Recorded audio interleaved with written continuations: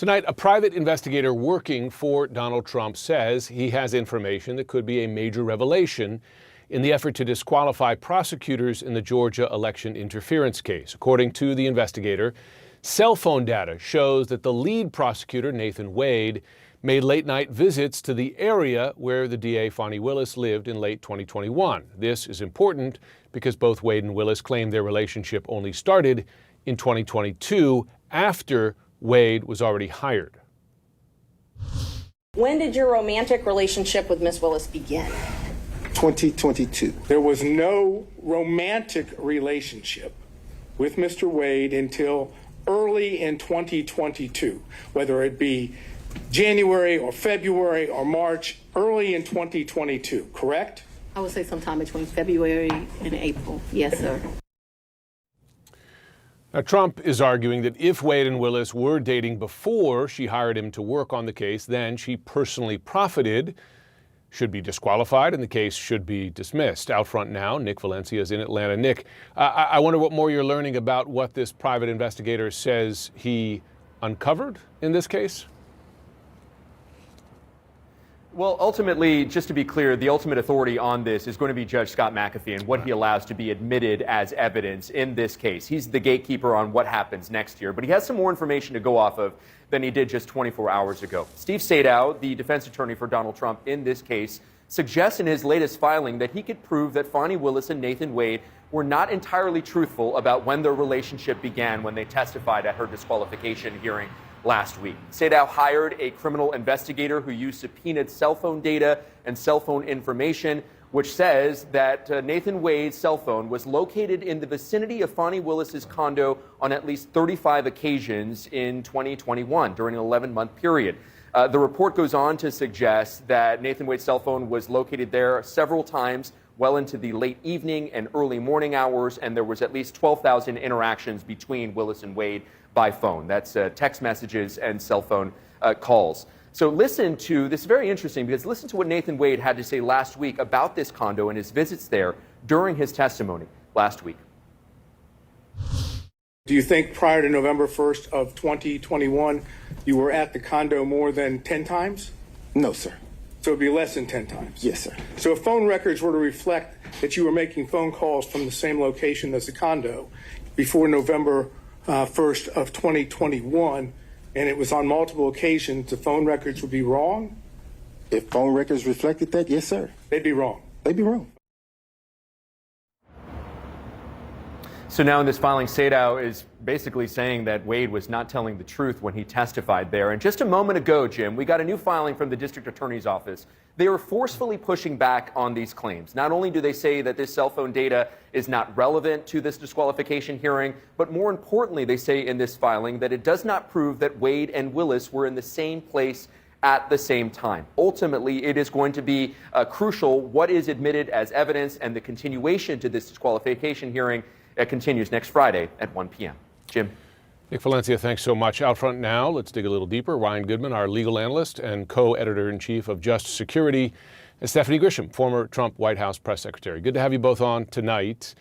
Ryan, if I could begin with you, and let's just stipulate here, none of this affects the evidence against Trump and his alleged co-conspirators regarding election interference. This is about a hearing regarding the disqualification, or whether it would be justified to disqualify the DA or the lead prosecutor. But this new cell phone information, could it indicate potential perjury? And if so, would that be disqualifying?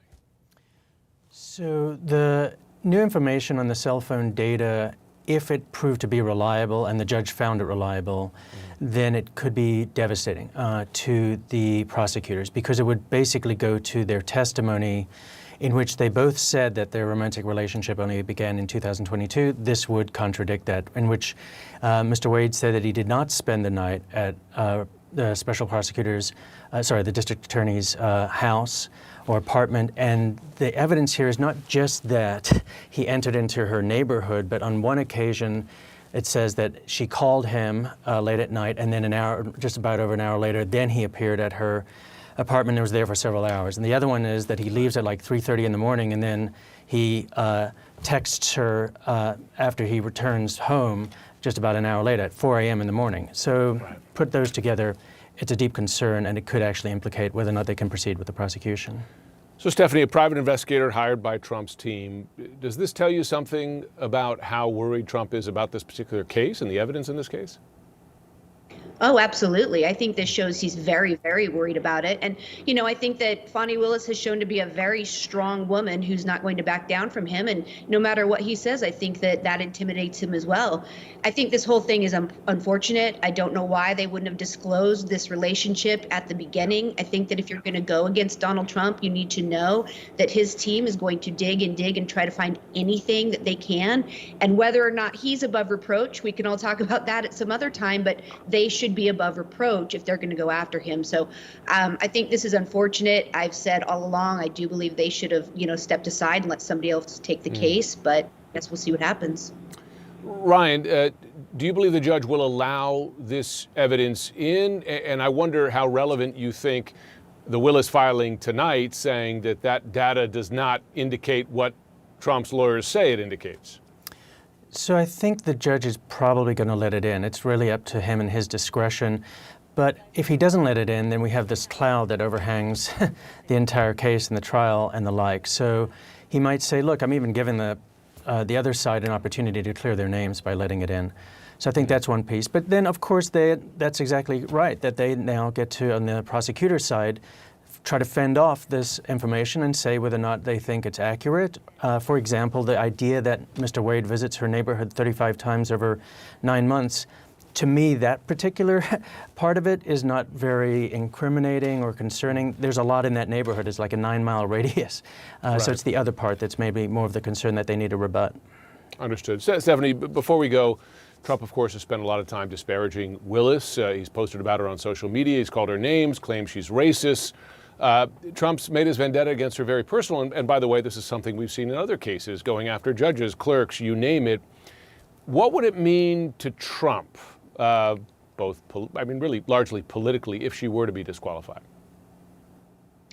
Well, no matter what, I think whether she was disqualified or not, I think this is going to be, the perfect venue for him now to constantly talk about the fact that he's playing the victim, that, everybody's against him, what he's doing right now, because as Ryan has said many times, like this has nothing to do with the evidence, but this is meant to humiliate them. This is meant to put a cloud, as Ryan just said, over the case. And so politically, I think he's already got a win here. No matter what happens, he gets to say that this whole process was corrupt. And no matter what anybody, and I believe no matter what Fani Willis and her team come back and say, even if they show proof that he was, grocery shopping at 3 a.m. In her neighborhood, I think that no matter what, the base and Republicans will just grab onto this and say, the fix is in. Yeah, and again, we should note, does not affect the quite significant evidence of attempts to overturn the election in Georgia. Stephanie, Ryan, thanks so much to both of you. If it makes you feel any better, I have already put evac on alert. He's ready to go if it comes to that. General, I can assure you. Hey, General, let me into the war room to see you, so I had to hack my way onto this frequency. This better be critical, Wheelie. Sir, come on, what is it now, please? Okay, couple of things. I'm running low on the double. I was thinking about taking a couple of months sick leave, maybe starting today. And, oh yeah.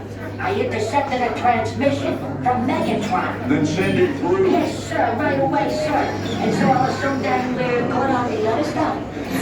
This is your last warning, insects.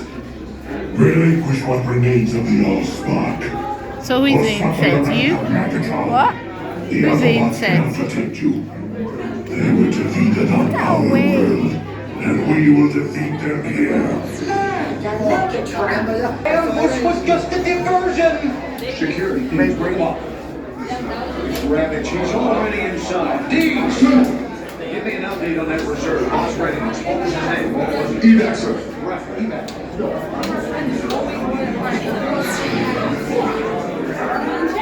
She's right in front.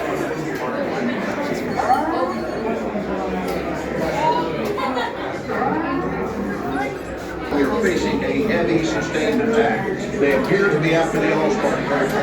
General, watch out!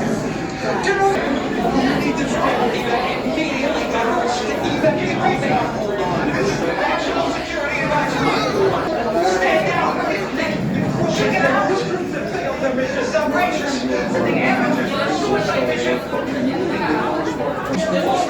close.